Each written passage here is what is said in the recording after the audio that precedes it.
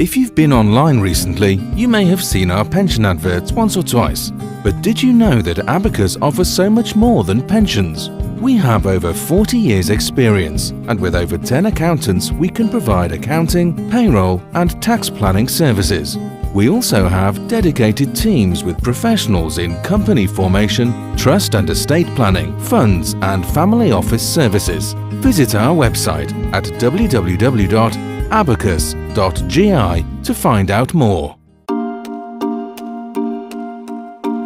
Thank you for joining us. The purpose of my talk this morning is really just to give a context to what we're doing and what Think Business, Think Gibraltar really is all about.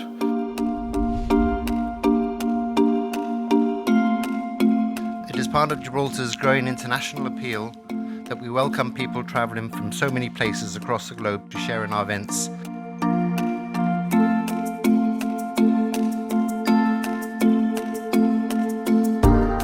Well, I began my remarks today by noting how significant the Gibraltarian insurance market is to the ABI, but more importantly to consumers in the UK. And we remain fully supportive of this market and of the choice that it gives UK customers.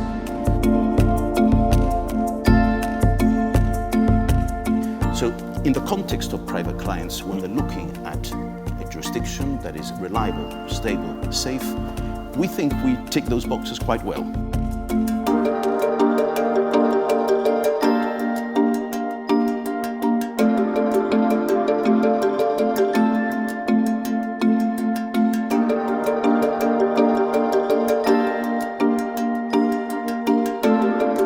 I'm very excited about it, and I think now is the time really for managers to start really looking at other alternatives other than just looking at the traditional, is it Luxembourg, is it Ireland in a post-Brexit world. I think now will be, what about Gibraltar?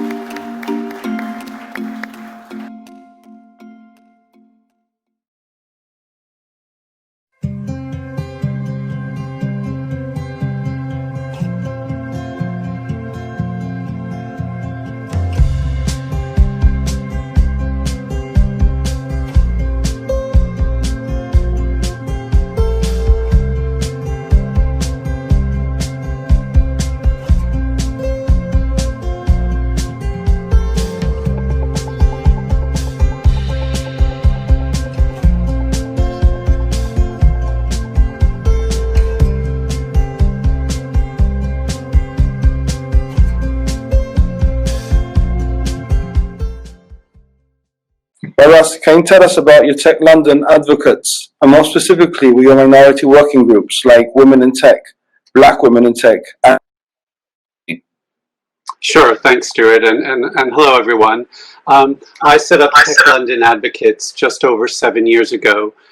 It's a community made up of entrepreneurs, investors, experts, and tech leaders from all backgrounds and all walks of life, coming together all as volunteers to do two things. One, to support the tech ecosystem in London, the startups, the scale-ups that are emerging, and two, to deal with the issues and challenges that we face in our ecosystem, whether it's around insufficient talent, the lack of diversity and inclusion in terms of how the tech sector operates, issues around funding and issues around infrastructure. The group has gone from 0 to nearly 10,000. We've got over 50 working groups, and some of those groups include a TLA Women in Tech group. That group now has over 4,000 in the community. Just over a year ago, we launched a Tech London Advocates Black Women in Tech group. They have monthly meetups. That group now has well over 750 advocates. We have a TLA Tech for Disability group that launched on the 7th of September. We've got 4 terrific co-leads of that group, and I felt like this was really a great step forward for us to try and bring together a working group that addresses the needs of people who have disabilities and how the tech sector can really try and step up and address those issues, needs, and concerns. That's so cool. Like, the numbers you're talking about just shows how vast and the success which you're obviously making, and more importantly, I think people buying into your ethos and what you want to do. So again, just the numbers speak for themselves. So you should be really proud of yourself for that. Well, thank you. I mean, and it's just not the numbers. I think it's what the groups, it's what the community is trying to do and trying to achieve, whether it's supporting individuals, talking about issues, whether it's digital skills, immigration, the lack of diversity in tech. And because we're a grassroots organization, I think key influencers, the government, media, take us very seriously because we all have other things that we're doing. Everybody's a volunteer. I do all of this pro bono as my give back to tech. So the numbers are important, don't get me wrong, Stewart, but it's what we're doing as a community that I think is really helpful. And Tech London Advocates is now one of 17 groups that we've set up globally that operate in a similar way. That's awesome. Absolutely awesome. And I want to speak to you, obviously, I'm a teacher myself, so well, from my teacher background and what teachers' questions that we may be asking ourselves. So the first one I'll ask you is, what would you say is the biggest challenge facing learners with disabilities? Yeah, I think, well, there's quite a few challenges, obviously. I think first and foremost, we have to do much more to create awareness of the challenges that people with disabilities face. I mean, people talk about it, it is there, but I think we need to really make a much bigger, much stronger effort to raise awareness about how challenging it is for people with disabilities to learn, to use technology, whatever that might be. I think the other thing, you know, and I say this to a lot of technology leaders, is how do we design technology? Whether it's our software or the hardware, how do we design it with and take into account people with disabilities? I think many times people will go off and build something and create something and try and get it out there, but then you have to say, well, hang on a second. How is somebody with this background, or how is somebody with this ability or disability going to use that technology? So for me, it's around awareness, it's around the design function. And then the third piece of this is, how do we get this message out to a very important constituency, which is the investor community? How do we get investors to get behind these technologies, to understand the needs of the community so that they are backing and investing in organizations, startups that are creating great technology that is beneficial for everyone? That's awesome. I think the issues I've had, and I think the thing you bring forward is everyone can talk about the problems, but real solutions, not everyone has real solutions. And what you're telling us is that you're coming to the table with real solutions. So this is what people want to hear. So this is what's going to make these people's lives better. Yeah. By actually offering real solutions to issues which they're facing and helping everybody, because everybody understands the problem when everyone actually has a solution. So obviously the work that which you guys are doing is exactly what people like me as an educator, that's what we want to see, it's what we want to hear. We want people to show us how to go about this. Yes, agreed. Second question. Right, what in your experience are tangible solutions to better the learning process of learners with special needs and introducing digital skills into education institutes? Yeah, so I think building on the last point I made about funding, I think the tangible solutions, I mean, we've seen great success, not just in the London tech ecosystem, but in other tech ecosystems, when we've gotten behind successful startups and scale-ups that are building great products and services.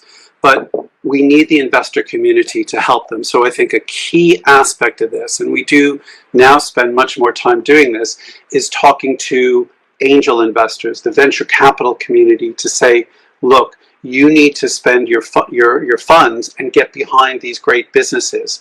The commercial upside is there. I think we can demonstrate that. And so for me, working with the investor community is key, because some of these businesses will only go so far to commercialize their products unless they get good backers behind them. So that's one piece of this. And then, you know, building on this, you know, designing products with disabled people in mind, you know, things like touchscreen tech, or even the typewriter. The typewriter was designed and built for blind people. And then look at how ubiquitous it became. So I think there's a message here that says, look, when you design these products and think about people with disabilities, yes, it will benefit those people with disabilities, but it could have far broader, far more reaching implications in that regards. And so the other aspect of this around digital skills, this is, for me, the biggest challenge that we face globally. We're seeing, and I think the pandemic that we're going through is really accelerating this issue. Many people are being displaced from their jobs.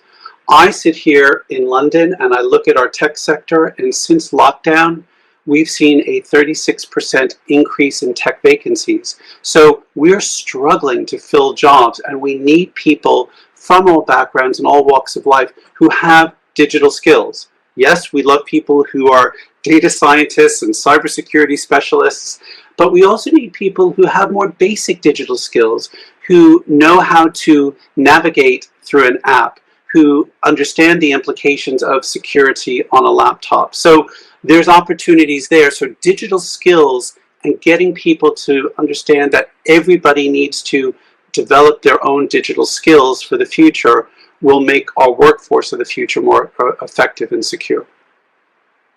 Totally agree. And the work we've been doing over here, the same thing. We obviously, the way the world is going, I think the pandemic has just thrown into our faces the fact of how important digital skills are, and how connected and how dependent we are on digital skills. So the sooner that everybody realizes this and starts trying to get the chances to learn and to develop, I think even the better for everybody. Yes. So third question, right? Do you think alternative curriculums and more bespoke tasks will help students with visible and invisible disabilities, for example, dyslexia or autism, to become more successful in the education system and once they actually leave it? Yes, I do. I think that's very obvious. I think alternative curriculums and these more bespoke tests are absolutely critical. My concern and fear is that getting those things implemented can be very difficult and challenging. If you just look at the UK curriculum for a moment, a few years ago, coding was introduced to the ICT course in the curriculum, and it took a number of years to make that happen. And so working with governments, it's really important that these things are understood, but I'm also very mindful that getting curriculums to adapt and evolve is not as fast as we would like it to be. I think people have the best of intentions, but let's face it, Stewart, it's a slow process. That's why I also think it's really important that we make people aware of the types of organizations that are out there that know how to work with people who are dyslexic, who know how to work with people who are autistic, who understand the immense value that they bring to our society and the skills that they bring. So again, part of the reason why we launched a Tech for Disability working group, and then we've been linking them to our TLA education group, and I know we'll probably touch on that a bit more, but getting people to be aware of the courses, the information, the free training that is out there to help people build those digital skills is absolutely vital. So I'm really supportive of it. I think using digital learning, using tablets, using online education services, has huge potential for people with visible and invisible disabilities. You speak on some music to my ears. It's so inspiring. I was looking around some of your groups and stuff. So can you tell us a bit about your work with TLA education? Yes. So actually, this is one of the first working groups that we launched in TLA way back in 2013. And I'm absolutely delighted. It's kind of one of our benchmark groups in terms of focusing on three key areas: digital skills, apprenticeships, and ed tech. And given what I've just said about the importance of digital skills, particularly as we go through the pandemic and we come out the other side, I was absolutely delighted to see the group launch the TLA Education Resource Hub, which is on tlaeducation.org.uk. And again, I have to remind everybody, this was built by a group of volunteers over 6 months who are absolutely passionate about education. And what they've done, which I really value, is they've built it in an additive way. So we can just keep adding more organizations, more initiatives to the website. So if you're a student, if you're a parent, if you're a teacher, if you're a business, if you're just somebody looking for getting reskilled or upskilled in a variety of areas, go onto the website. It's free to use, and it's just getting bigger and more robust. In fact, there's a publication in the UK called Further Education News, and when we launched it on the 1st of July, they called it the most comprehensive online digital portal for skills in the UK. And I just thought, that's great, built by volunteers. So really important, and a key way in which we need to address the digital skills gap. And again, that underpins what I think we're talking about here. We have a significant digital skills gap. We have a digital divide. So whatever we can do to bring more people through that digital divide and get them trained and skilled, and that includes people with disabilities who can bring unique skills to the sector, we desperately need it. Well, no, totally get done. I run a lot of work with people who are autistic in cybersecurity, and they seem to bring some skills to the table that no education system would have actually allowed them for those things to open up. So again, volunteers, stuff like that, the things you're speaking of, again, they're so important, especially for people who can't access or find the curriculum itself hard to actually get by. So carrying on with the educational institutes, what could educational institutes be doing more of to help students in general become more employable? What are the best practices that you have seen? Yeah, I think again it comes back to, for example, one of my frustrations that I'll share with you and with all the viewers is when I look at universities across the UK, unless you've studied computer science or maybe certain aspects of engineering and maths, you do not touch digital skills at all. And so we're producing university graduates. Maybe you get a degree in geography or a degree in English, and those are very important. Don't let me underestimate that. However, during that 3 or 4 year course that you've taken, you won't touch digital skills at all. And so when I speak to startups and scale-ups who are looking to recruit talent coming out of universities, they're kind of saying, but we're not getting people who have the requisite digital skills. And these are university graduates. So we have to look at all sectors of the educational system: primary schools, secondary schools, colleges, universities, and then there's this whole area emerging called lifelong learning. And we have to look at all aspects of that and say, what are educational institutions doing to prepare people for the future? Some are getting it, some are doing things, some are certainly supplementing their curriculum with outside activities that enable people to learn digital skills, but I don't think there's enough that's being done to ensure that everybody is ready for the digital future. I've spoken in select committees to the House of Lords to say, look, lifelong learning is key. How do you make it affordable for people? If you're a 40-something and you want to step out of the workforce for 6 months or a year and go get trained to be a coder or go get trained to be a project manager in a tech startup, that you can do it affordably, because we desperately need that talent.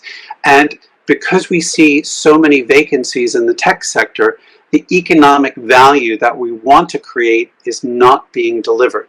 So if we can turn this on its head, Stewart, and look at every sector with young people, every sector of the educational side of things, and say, what are we doing to make sure that people are ready for this future? Because the one thing I know, the one thing I see is going forward, virtually every job is going to have a digital component to it. So if you're not skilled in digital, there's a problem.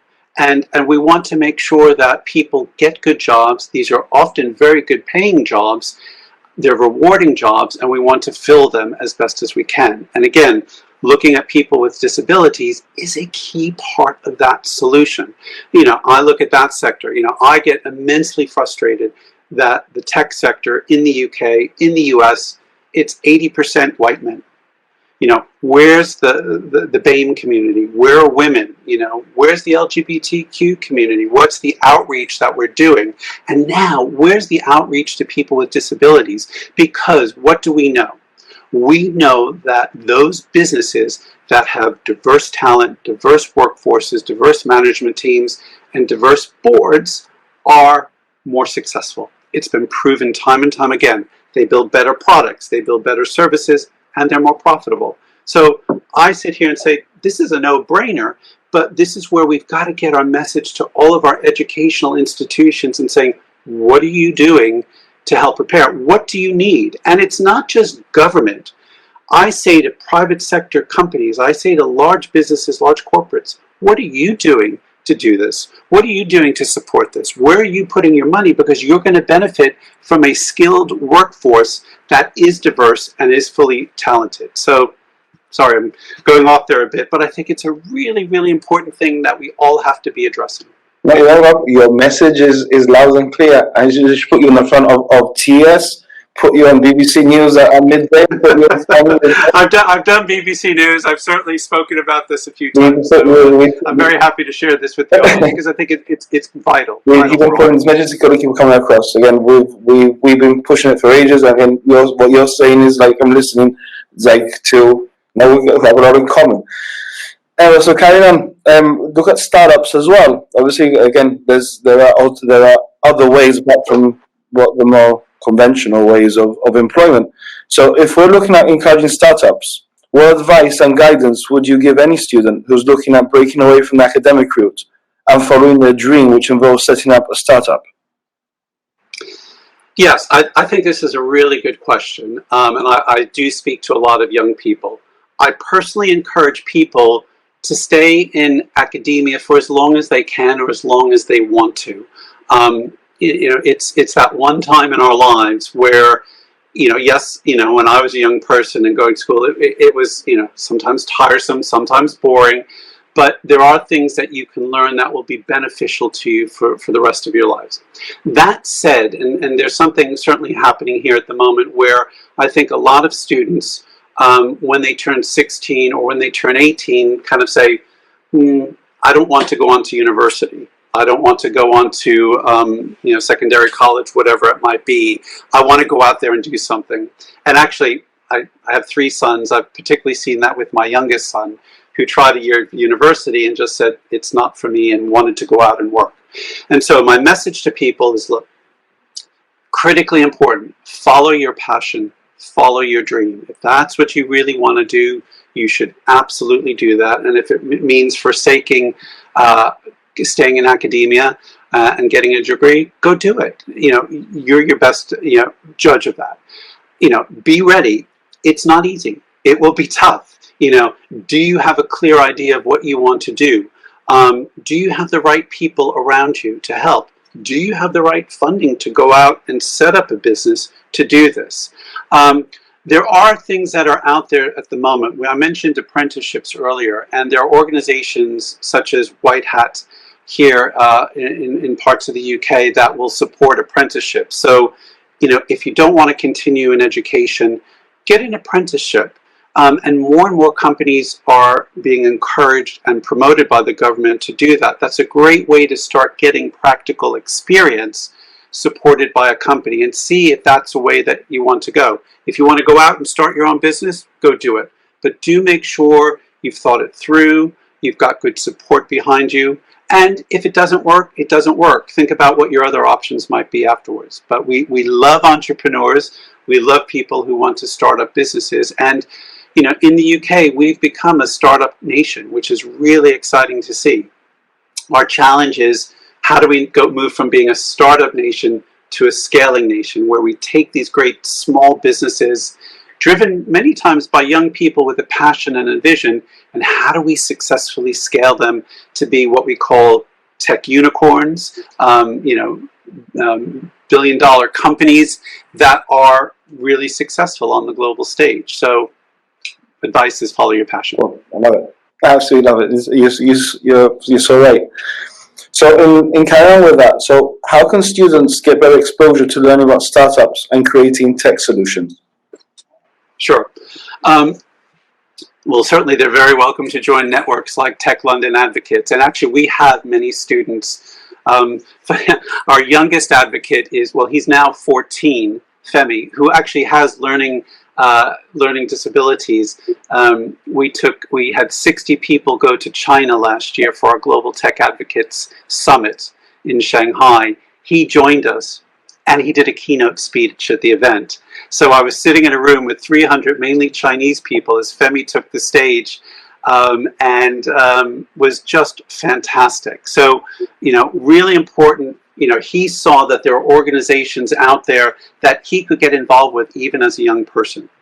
I think career advisors in schools play a really important role, especially for people who are 14, 15, 16, to work with young people to expose them to the opportunities that are out there. There's an organization here that's just setting up called Maths for Girls. It's part of a broader organization called Founders for Schools. And they do a lot of work going into schools, talking particularly to young women and girls about why maths is important and all the different types of careers that you can go into if you study maths.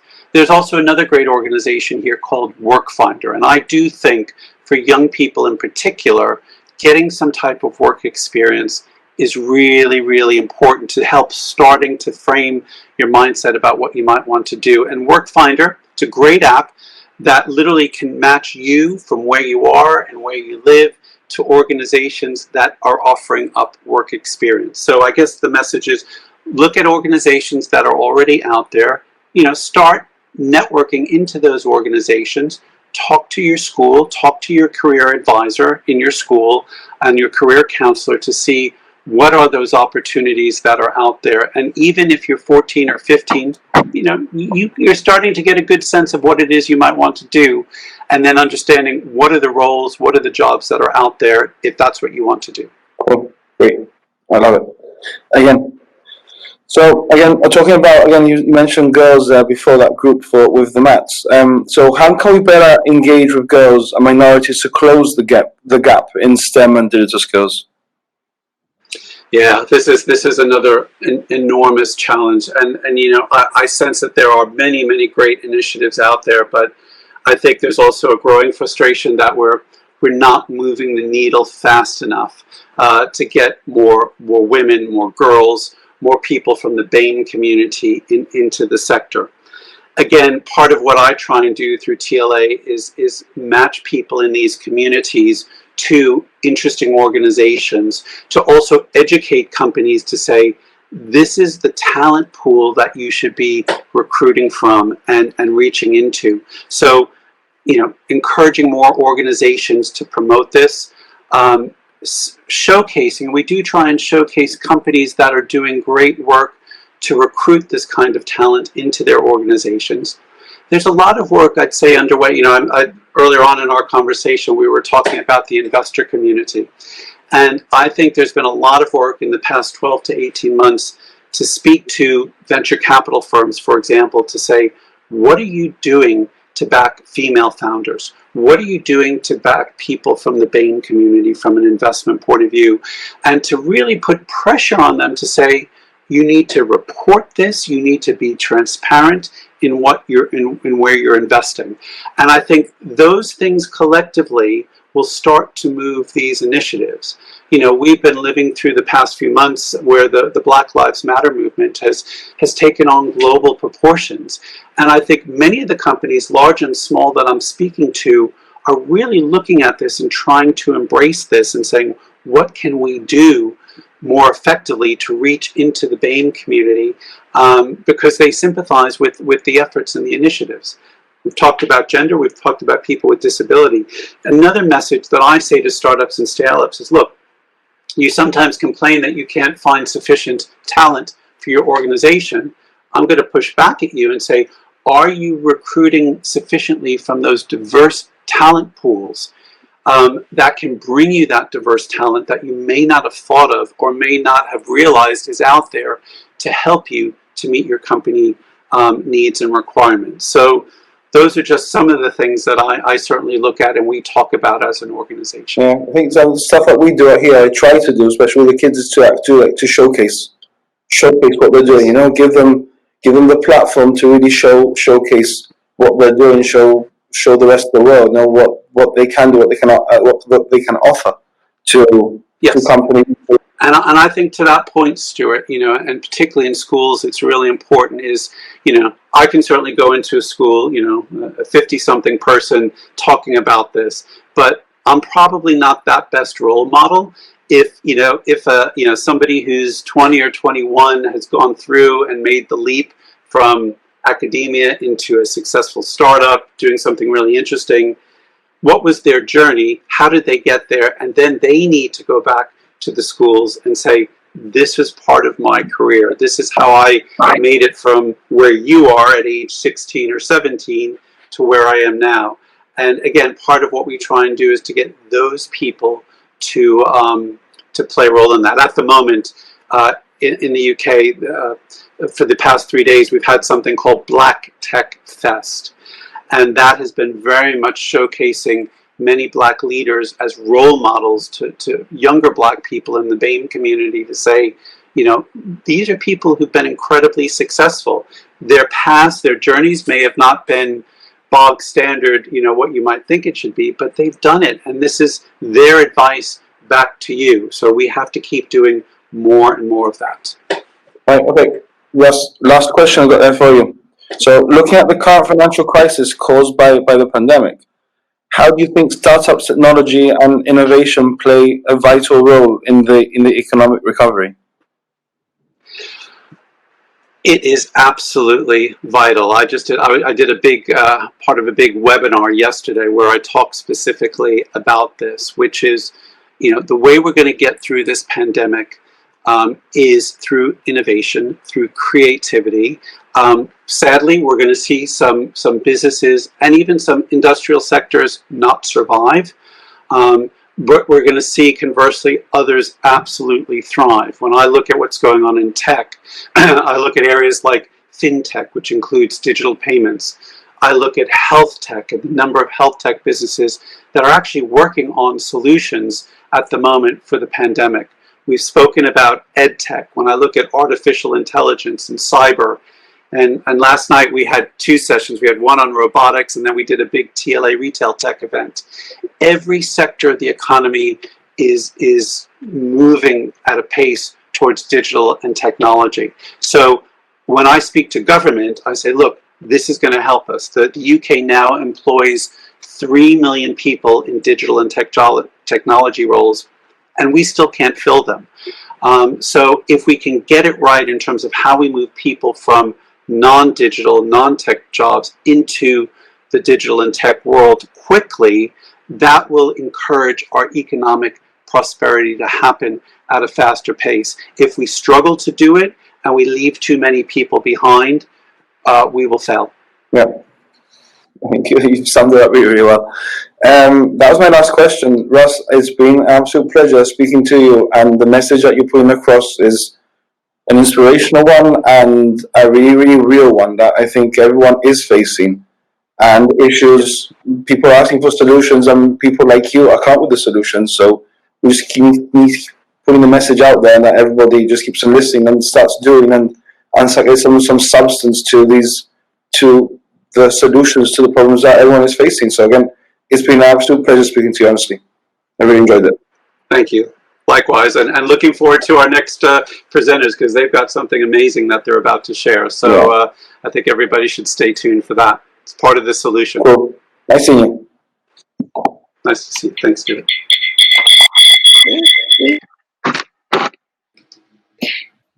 Hi, we're back. So, welcome back. I think a massive round of virtual applause for you, Russ. You are an inspiration, and everything that you have told us today is really what we're working towards here on a local level. Both Stuart and I work very hard towards building the awareness of how important digital skills are within our local community. So thank you so much for joining us this morning. And now we are going to hand back over to Nicole Byrne and Valli Fragoso. Nicole, who works for the Department of Education locally, has been helping youngsters who have disabilities go from school to employment. Valli runs a local startup called Cobovec, and they are both very, very talented ladies Debbie Borastero from the Gibraltar Disability Society has also provided some funding, and I wanted to mention her this morning. It's over to you guys for your presentation. I just want to commend the work you do. Thank you for fighting and making things happen in your spaces. Thank you so much, Valli, for donating your time to this project. So please go ahead. I was disconnected earlier where there were quite a few technical difficulties this morning, but we're overcoming that, and we're back here to talk to you about what this project is all about. It's a project that Nicole has started some time ago. We caught up earlier this year, just before COVID happened, but still we kept in touch. We started working on it, and finally we have it here today. Really take this opportunity today to launch SYNERGISE. SYNERGISE, an entity that will provide support to youngsters who need help in finding jobs, youngsters who need finding a way to take care of themselves long term, look forward to the future. I hand it back to Nicole to start the presentation, and I'll jump in once in a while to cover some of the bits. Okay. Thank you.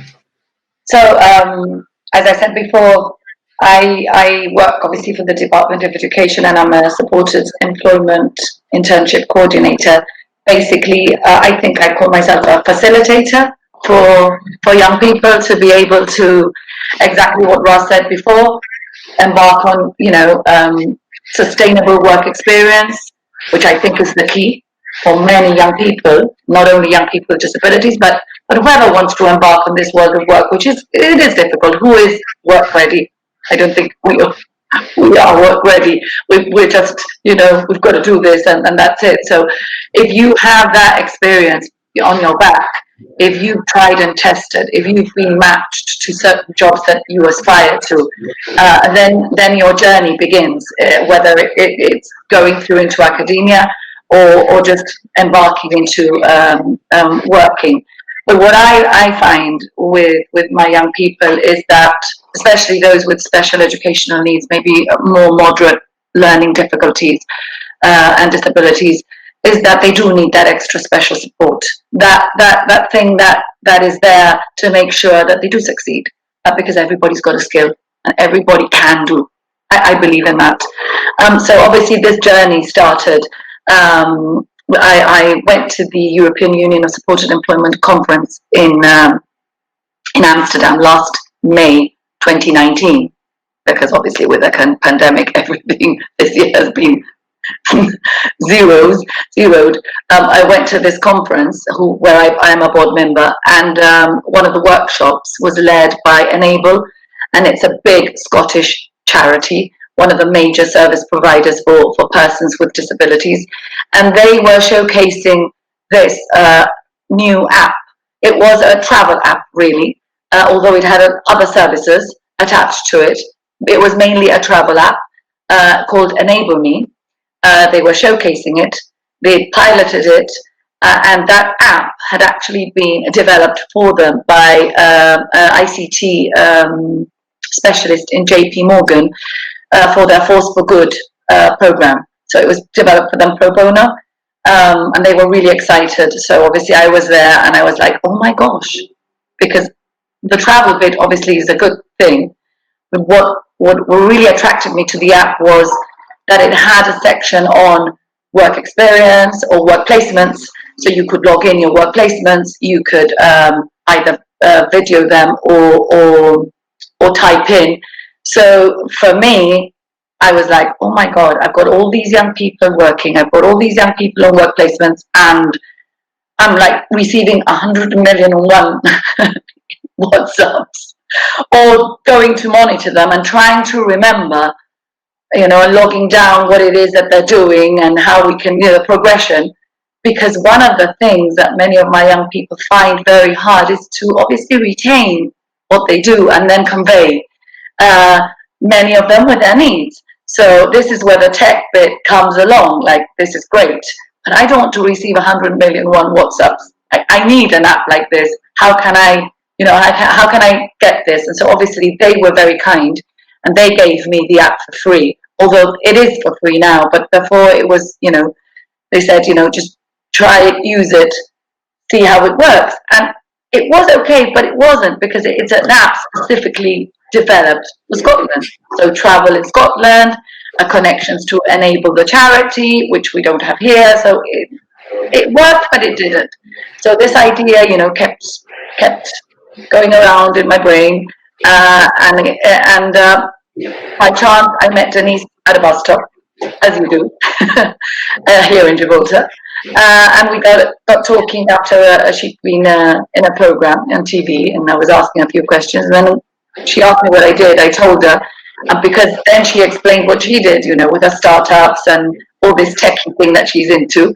I said, oh my God, well, I've got this in my head that doesn't stop going round and round.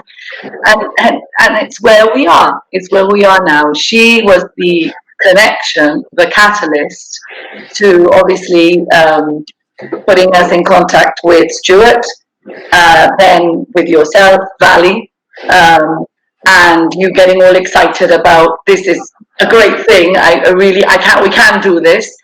And especially because what it can achieve, and for me, it's, I think, giving my learners, my young people, my clients, my service users, whatever you want to call them, I just call them my young people, that platform, to be able to communicate with me in a really cool way, in an app that is for them. And they belong to this techie world that has, caught us all by storm, because it has me, too. And I'm there, and I think it's really exciting that our little Gibraltar can, really showcase the world that we can do something like this. What do you think about that, Ali? Yeah? It's actually a brilliant cause. I used to work with street children in India when I was in university. And it's quite inspiring when you look at them. They have nothing in the world, but at the same time they want to do everything they can to bring themselves to a state where they can sustain, they can take care of themselves, they can do everything by themselves. It's wonderful to work with kids. I always loved to pick up any causes that are related to children or youngsters who show that enthusiasm. So one of the things that I did last year was, obviously I left my job, and I said, okay, I'm going to start something locally here in Gibraltar, and something that will help everybody. A place like Gibraltar, where the community is very small and the opportunities are not as massive as you would normally find in a larger city. Anybody who needs software, anybody who needs something digital, had to look towards Barcelona, Madrid, or UK, for example. So I thought, this is an opportunity. This is something I could pick up, and I started Cobovec. Don't ask me about the name, because I have no idea how it came about. I've been wondering about that. Yeah, I still can't pronounce it myself. So, but the websites, the company was set up in September last year, and we started picking up small projects, and it was amazing to see how many people actually wanted something done for them. We could pick up some projects, we couldn't pick up some projects for different reasons, but it's brilliant to see people actually have the knowledge of changing their business into a digital business where they can sell online, where they can actually reach out to people online. It's normal. We have it as part of our life these days. You can't wake up in the morning and not look at your calendar first thing in the morning. It's true. So it was a good thing for us. I think it was the right time as well, and the place is perfect for us because we could start small as a startup. We could still start small with a few people needing something done for them. So the first few projects we received, obviously SYNERGISE was one of the first ones, and I was very excited because it kind of sits with my cause of working with children. I always think once you cross 18, you always have the consciousness, and you always know that you are the one making the choice. Whereas when it comes to children, that's not the case. They are more vulnerable to different things that happen in life. So giving them the opportunity as adults who have had these experiences in the past, I think makes a lot of sense. So that was quite important for me.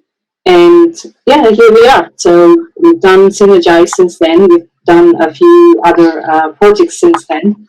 I'll quickly run through the projects as well. So we're working on point of sale rental management. We haven't limited ourselves to a particular industry specifically as Cobovec. So we're working with an app which is going to list out all the service providers in the market.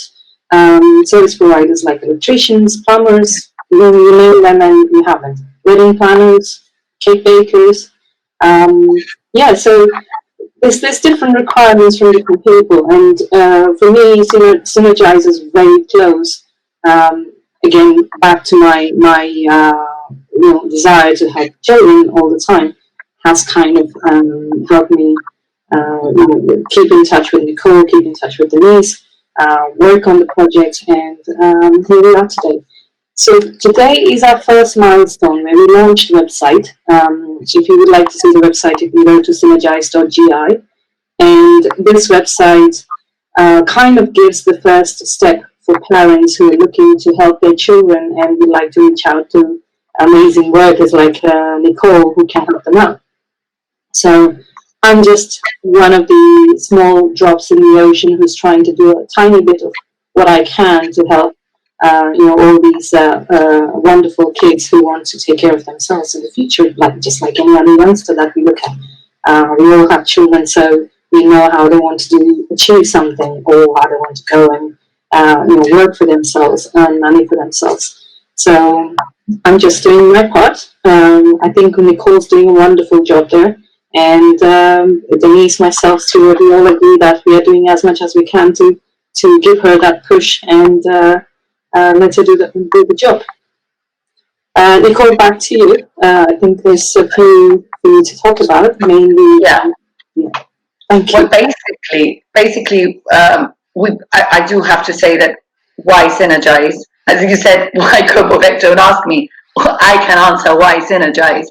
And obviously, because I've been doing this now for some time, even though I started on a voluntary basis before, because I've been doing this for 20 years, what I do now, as part of government, as part of the education department. I used to do this through the Disability Society. So that's how this journey started, and then obviously it's grown and it's become now something established. And government has given its commitment to it. So obviously running it through the Department of Education has given it that little bit more of a professional status, in the sense of it's not voluntary, this is something serious. So I was able then to start my lobbying and employer engagement, trying to get the business sector involved. And I have had really good feedback. I have brilliant employers who have got this, who have got the need to diversify their workforce, who want to give young people the opportunities. And I have to say, we do not have very big organizations. We have mostly small to medium-sized businesses, a few bigger organizations, and it's difficult because, especially now in these times that we've all been faced with this pandemic, businesses are really thinking hard on how to keep their businesses afloat, that they don't crash, and that they can keep their employees, and that everything is sustainable for them too. So anyway, because I have done a lot of marketing of how we can do this, one of the businesses that has supported me greatly, tremendously, is Trusted Novus Bank. They were previously Giska Bank, and they've just changed their names to Trusted Novus Bank. They engaged with me last year, and they were really happy to have students on work experience placement, but they wanted to employ 2 young people with disabilities straight away. Give us the support and we will do this. And they didn't like having to use the word disability. It was why? we don't consider them disabled. We don't consider them any different. I don't like that word. We've got an internal, messaging system, and I don't want to have to use this. And that was obviously the HR manager and the transaction and technology manager. Funny enough, he's Kim Jules Moodson, and Yvette McElwee, she's the human resources manager. And he was like, I don't like using those words and blah blah blah, and I want something, So anyway, this is something great. This is something that we can give support. And anyway, so I said, look, you come up with something, because I've got too many things in my head and I can't think of a name. If you want to call this something pointless, else do. And obviously he came up with a name, and it was SYNERGISE, and the SYN standing for Special Youth Needs Energize. And he said, I like this is brilliant. So I thought, oh my God, that is really brilliant, because I could not have thought of that. So anyway, I adopted that name for this because I think it's great. And we do have to get away with disability and using that name, even though it exists, and it is, but it's something, positive and proactive. So very much so, SYNERGISE is happening. It's happening everywhere, because it's the change. And with this, obviously adopting this name for our app, which you agreed that it was good too, Valli, it just goes to show what we want to do. With the website, what we want to be is there for parents and for students and for the general public. We just want to make them aware. Obviously, we're an NGO. SYNERGISE is an NGO. It's not part of government or anything. It's sponsored or affiliated to the Gibraltar Disability Society, of which I'm a committee member too.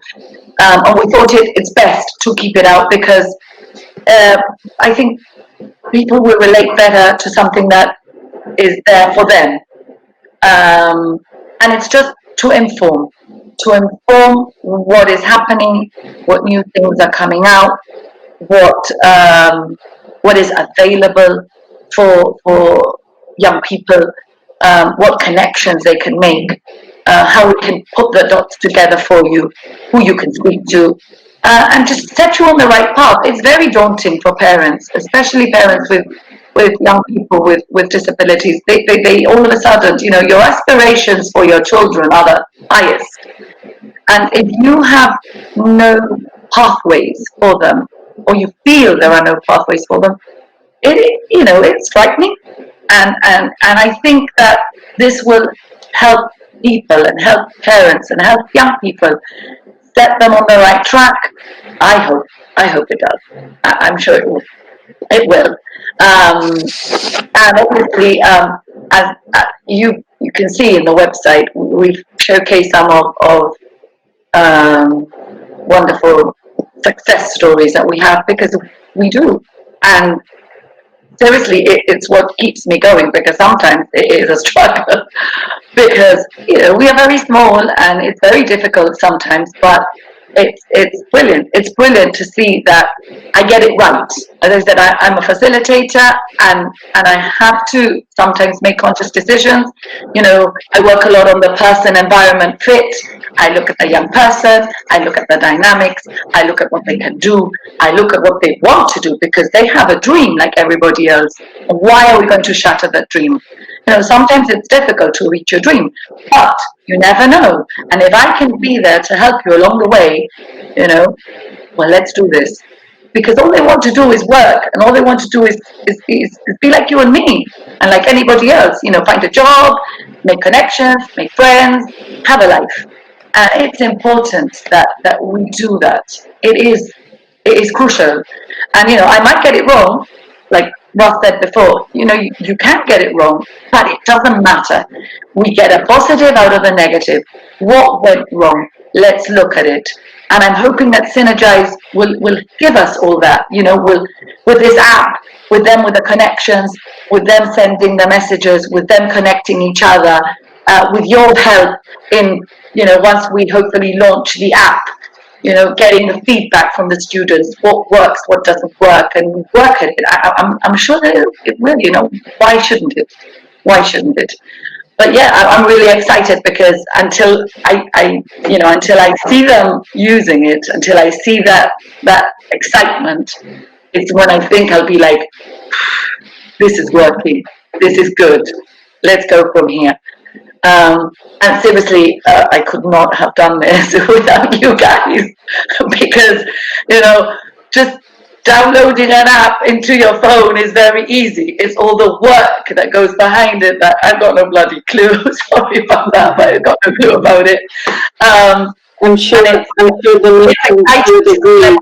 sending me the mock-ups, Valli, and like, what about this? And all your work researching the colors to use in your website, in the mock-ups, researching those colors that are sensory friendly. Seriously, that is a lot of work. That is like your heart and soul is in this app, and I can feel it. I can feel it because I am excited about it, and it's just, you know, it's just a synergize between us all. To use a word, no pun intended, but seriously, it's just a synergize between us all. That's, you know, it's just great, and especially here in Gib, so we can call it its our own in our little Gibraltar. We've done this.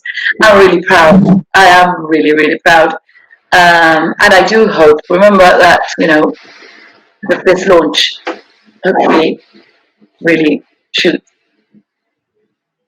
That's perfect. Thank you very much, Nicole. I think it's very clear that we all have worked really hard towards this, and we look forward to see those exciting faces on the, you know, when we launch the app as well. The idea is that we launch the website today, we get the feedback from the parents, see if there's anything else we can improve before the app goes live, and once we have everybody happy with it, we launched the app in January 2021. The app also, we plan to train all the students, all the staff that will be handling the app and the backend for the website and everything else. So it's something to look forward to in 2021 as well, because you know, we further would like to develop this for, you know, not just the app, but also try and make available as many technical vocational courses we can within Gibraltar. As part of Cobovec's contribution to this you know, amazing cause. So I look forward to it. I'm sure you look forward to it as well. Me too. On that happy note, I give it back to Denise. I'm sure we're running out of time. So, guys, thank you so much for that. I could not be happier that we actually managed to finally have our session this morning. The session is recorded, so we'll be sharing also. Again, thank you so much for participating and for the work that you have done so far. Nicole, you have changed so many lives of youngsters that we have seen ourselves. So there's nothing more to say really than the inspiration left by you through these kids who are actually happily working and feel appreciated and valued. Valli, your work within the app, the launch of the website today is a testament to that, and also the fact that Cobovec is a startup that has innovated for this change to happen is amazing. I just want to quickly thank Russ so much for joining us this morning. Again, you're an inspiration to us here in Gibraltar, and hopefully we will be talking to you again in the future. We will definitely become a global tech advocate. We want to be on that map. And thanks to Stewart for moderating this morning and bringing the perspective of the education system.